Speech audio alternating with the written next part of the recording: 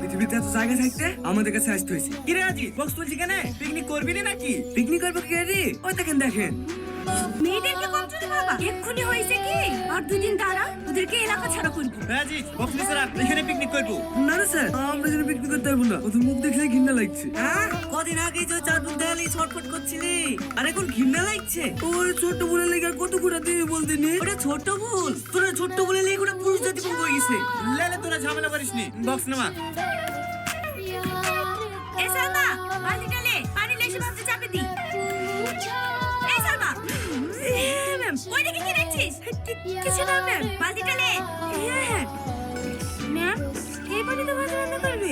হ্যাঁ, নদীর পানি হচ্ছে সব থেকে পরিষ্কার পানি, এই পানিতে কোনো আয়রন থাকে না। এই পানিতে ভাত রান্না করবে তো ভাতের স্বাদই আলাদা হবে। মাদেরকে শুদ্ধ বল, খাওয়ার লেগে পানি ভরে নিতে, বেশি বেলা হলে আবার নদীর পানি গরম হয়ে যায়। এই